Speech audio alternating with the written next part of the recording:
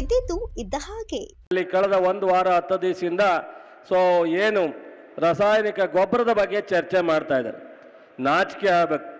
ಈ ಬಿಜೆಪಿಯ ನಾಯಕರುಗಳಿಗೆ ನಾಚಿಕೆ ಆಗಬೇಕು. ರೈತರಿಗೆ ಕಟ್ಟಕ್ಕೆ ಆಗದೇ ಇರತಕ್ಕಂಥ ಯಾವುದಾದ್ರೂ ಈ ರಾಷ್ಟ್ರದಲ್ಲಿ ಪಕ್ಷ ಇದ್ದರೆ ಅದು ಬಿಜೆಪಿ ಪಕ್ಷ.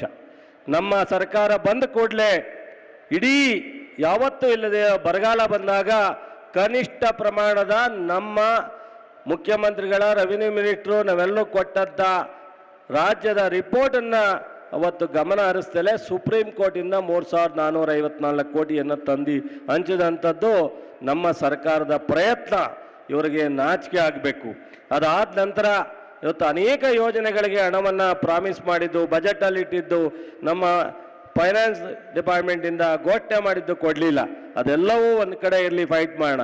ಇವತ್ತು ಮೊನ್ನೆಯಿಂದ ಕೃಷಿ ಇಲಾಖೆಯಲ್ಲಿ ಅತ್ಯಂತ ಯಶಸ್ವಿಯಾಗಿ ಇವತ್ತು ಮಾನ್ಯ ಮುಖ್ಯಮಂತ್ರಿಯವರು ಕೊಡೋ ಅನುದಾನವನ್ನು 50 ಲಕ್ಷ, 40 ಲಕ್ಷ, 10 ಲಕ್ಷ, 5 ಲಕ್ಷ ಸಬ್ಸಿಡಿಯನ್ನು ಕೊಡೋದ್ರ ಮೂಲಕ ಹಾರ್ವೆಸ್ಟ್ ಹಬ್ ಅಂತ ಹೇಳಿ ಶುಗರ್ ಕ್ಯಾನ್ ಇರ್ಬೋದು, ಪ್ಯಾಡಿ ಇರ್ಬೋದು, ಇನ್ನಿತರೆ ಕಟಾವು ಮಾಡ್ತಕ್ಕಂಥ ಮಿಷನ್ನ ಅಥವಾ ಚಾಪ್ ಕಟ್ರ್ ಇರ್ಬೋದು ಕೊಟ್ಟಂಥದ್ದು ಈ ದೇಶದಲ್ಲಿ ಮೊದಲನೇದು ಕರ್ನಾಟಕ ರಾಜ್ಯ. ಇವತ್ತು ಕಳೆದ 2 ವರ್ಷ ಯಾವುದೇ ಸಮಸ್ಯೆ ಇಲ್ಲ. ಈ ವರ್ಷ ಇವತ್ತು 6850 ನಮ್ಮ 6,80,000 ಮೆಟ್ರಿಕ್ ಟನ್ ಗೊಬ್ಬರ ಸರಬರಾಜು ಮಾಡಬೇಕಾದಂಥ ಕೇಂದ್ರ ಸರ್ಕಾರ 5,027 5,27,000 ಮೆಟ್ರಿಕ್ ಟನ್ ಸಪ್ಲೈ ಮಾಡಿದೆ.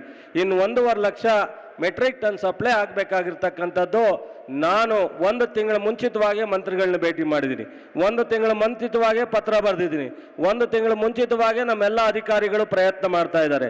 ಜೊತೆಗೆ ಇವತ್ತು ಉಳಿದಿರ್ತಕ್ಕಂಥ ಹಳೆಯದು ಇದು ಎಲ್ಲ ಸೇರಿ ಕೊಪ್ಪಳಲ್ಲಿ, ವಿಜಯಪುರದಲ್ಲಿ ಅಥವಾ ದಾವಣಗೆರೆನಲ್ಲಿ, ಹಾವೇರಿನಲ್ಲಿ. ಸುದ್ದಿ 3 ವಾಹಿನಿಯ ಹೆಚ್ಚಿನ ಮಾಹಿತಿಗಾಗಿ ಸಬ್ಸ್ಕ್ರೈಬ್ ಆಗಿ ಹಾಗೂ ಬೆಲ್ ಬಟನ್ ಒತ್ತಿ.